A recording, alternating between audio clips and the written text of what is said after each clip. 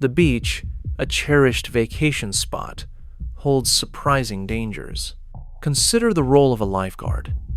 Few recreational activities require dedicated staff whose sole purpose is to ensure our safety and rescue us from peril.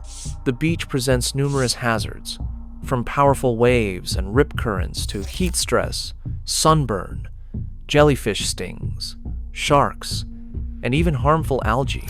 Yet, there's another, often self-inflicted danger that rarely makes official warning lists, despite claiming, on average, 2 to 3 lives annually in the United States. While I would never discourage the joy of playing with soil and sand, it's essentially my life's work. I must make one crucial exception. Almost every year, news outlets report incidents where individuals are buried alive when a hole they've dug collapses. Although no central database tracks these incidents, available data suggests that roughly twice as many people die this way than from shark attacks in the USS. It might seem like simple common sense not to dig a large, unsupported hole at the beach and then climb inside, but sand possesses fascinating geotechnical properties that can create a dangerous, false sense of security. Join me, Grady, on Safety Signals, as we use engineering principles and practical demonstrations to uncover why. Geotechnical engineering could, in many ways, be called slope engineering, given its fundamental focus. Countless elements of our built environment depend on the stability of sloped earth. Dams are often constructed from soil or rock fill using embankments, while roads, highways, and bridges rely on them for smooth ascents and descents. Excavations for foundations, tunnels, and other structures demand stability to protect workers within. Mines rigorously monitor slopes to ensure worker safety. Even safeguarding against natural hazards like landslides necessitates a deep understanding of geotechnical engineering. Consequently, the science of slope stability is profoundly well understood, with a robust professional consensus on soil behavior and how to design structures that account for its material limitations. A look into this field will illuminate the true danger of digging deep holes on the beach. Like many engineering disciplines, analyzing slope stability involves two fundamental components: the inherent strengths and the applied loads. A geotechnical engineer's task is to compare these two. The primary load, in this context, is simply the weight of the soil itself. This can be further complicated by adding loads at the top of a slope, known as surcharges, which have undoubtedly contributed to some dangerous collapses when people stand too close to a hole's edge. However, for simplicity, let's focus on the soil's self-weight. On a flat surface, soils generally remain stable. But when a slope is introduced, the weight of the overlying soil can induce a shear failure. These failures frequently occur along a circular arc, as this geometry minimizes the soil's resisting forces while maximizing the driving forces. While manually calculating shear forces at every point in a soil mass would be an arduous engineering task, most slope stability analyses utilize specialized software. One common approach involves the software generating hundreds of circular arcs, representing potential failure planes, calculating the stresses along each plane based on the soil's weight, and then determining if the soil's strength is sufficient to withstand these stresses. But what precisely constitutes strength in a soil? Imagine a soil sample in space, subjected to a shear stress. Its particles will slide past each other in the direction of that stress. The force required to achieve this is typically expressed as an angle, and I'll explain why. You might recall a simple high school physics experiment where you drag a block across a flat surface, measuring the force needed to overcome friction. Adding weight increases the force between the surfaces, the normal force, thereby generating more friction. The same principle applies to soils. The more tightly soil particles are pressed together, the greater their resistance to shear force. In a simplified force diagram, we can illustrate a normal force and the resulting friction, or shear strength. The angle formed by the hypotenuse with the normal force is what we term the friction angle. Under specific conditions, this angle equals the angle of repose, which is the steepest angle a soil will naturally maintain without collapsing.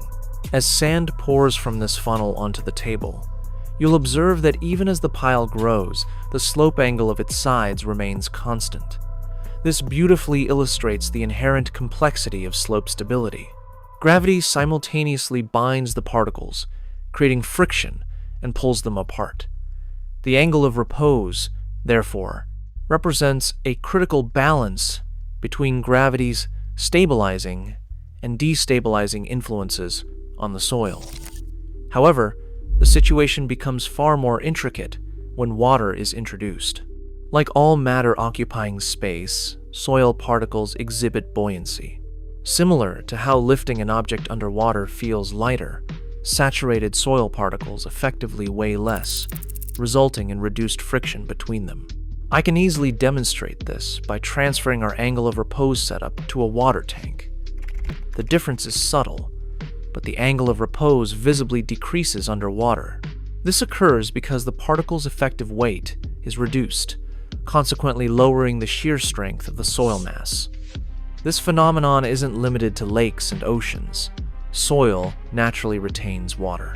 Below the water table, soils are saturated, behaving exactly as in my demonstration.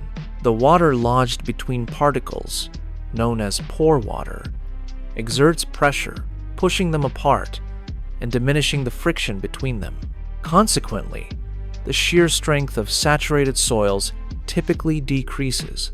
However, if you've ever played with sand, this might contradict your intuition. When building a sandcastle, dry sand crumbles, but damp sand holds together remarkably well. Let's delve a bit deeper. Friction isn't the sole contributor to a soil's shear strength. For instance, if I attempt to shear this clay, it offers resistance, even without any confining force pressing its particles together. In finer-grained soils like clay, the particles exhibit molecular-level attractions, essentially making them sticky. Geotechnical engineers refer to this as cohesion. This is where sand reveals its deceptive nature. While pore water pressure can push particles apart, it can also do the opposite. In this demonstration, I have dry sand in a container with a riser pipe connected to the side, indicating the water table. I've dyed the water black for better visibility. When I pour water into the riser, what do you anticipate will happen? Will the water table within the sand be higher, lower, or identical to the level in the riser? Let's observe. Almost immediately, you can see the effect. The sand essentially draws water from the riser, elevating its level higher than the water outside the sand. After allowing it to settle, a significant difference in levels is apparent, largely due to capillary action. Much like a paper towel, water wicks upwards into the sand, defying gravity. This capillary action generates negative pressure within the soil, relative to ambient air pressure. In essence, it pulls the particles closer together, thereby increasing the soil's strength. It effectively imparts a temporary cohesion to the sand, providing additional shear strength without requiring external confining pressure. As anyone who has played with sand knows, there's a sweet spot for water content. Too dry, and it crumbles. Too wet, and it loses stability. But with just the right amount of water, you achieve this remarkable strengthening effect. However, unlike the inherent cohesion of clay, this suction pressure in sand is temporary. And it's not the only factor that makes sand so challenging to predict. The sheer strength of sand is also heavily influenced by how densely its particles are packed. Beach sand, for instance, is typically well consolidated due to the relentless action of crashing waves. Let's examine this closely. When particles are tightly packed, they essentially interlock. To shear them apart, you observe not just a sliding motion, but also a slight expansion in volume. Engineers term this phenomenon dilatancy, and it's visible even without a microscope. You've likely experienced this while walking on a beach, particularly where the water table is near the surface. Even minimal movement causes the sand to expand, becoming noticeable as it rises above the waterline.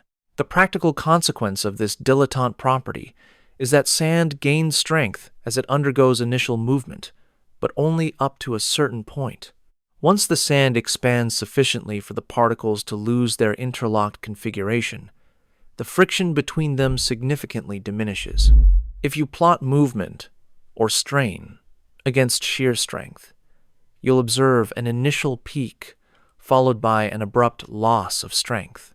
Hopefully, you're now beginning to understand how this intricate material science culminates in a serious problem. A soil's shear strength, its capacity to resist collapse, isn't an intrinsic property.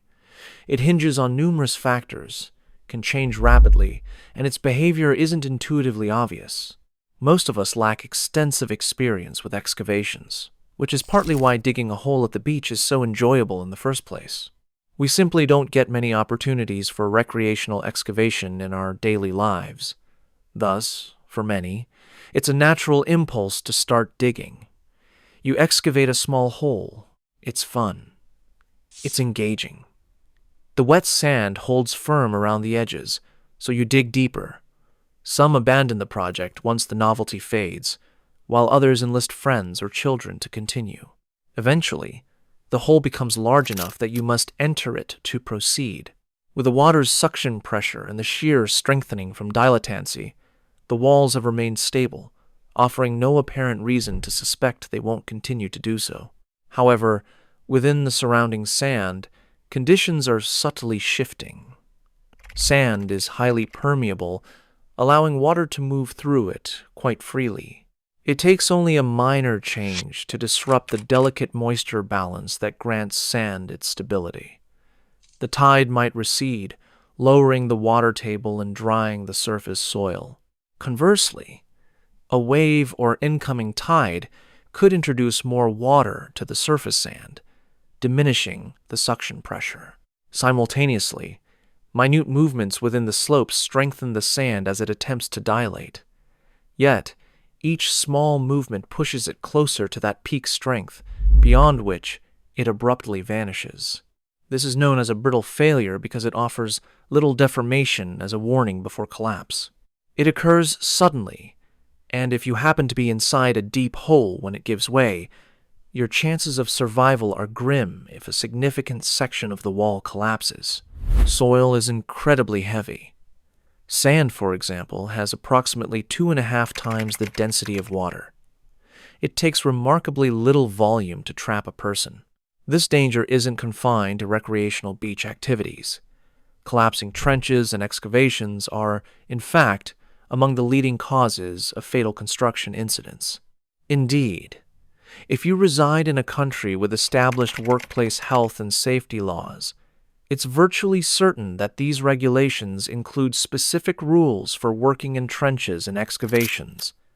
In the U.S., OSHA provides a detailed set of guidelines for ensuring safety at the bottom of a hole, specifying permissible slope angles based on soil types and the shoring devices required to prevent collapse while workers are inside.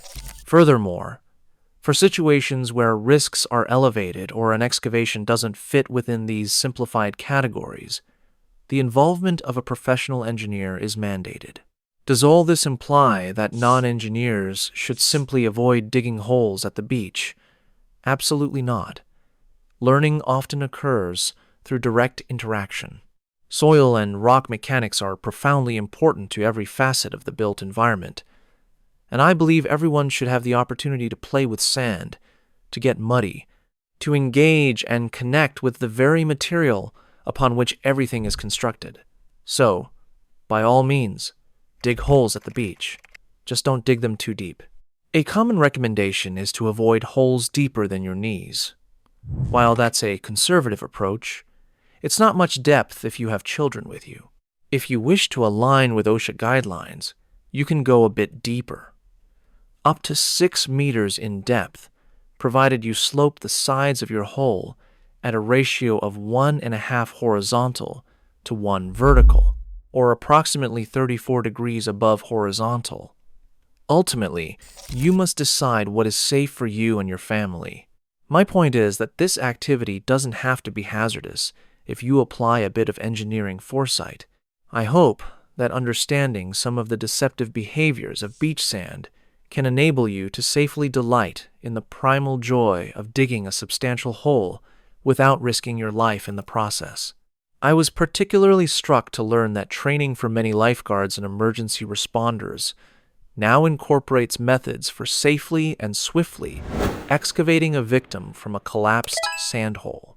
The standard procedure involves forming 2 concentric rings of responders around the collapse, systematically moving sand outwards from the center. Rescuing individuals from such unusual and challenging situations demands a high degree of complexity and specialized techniques.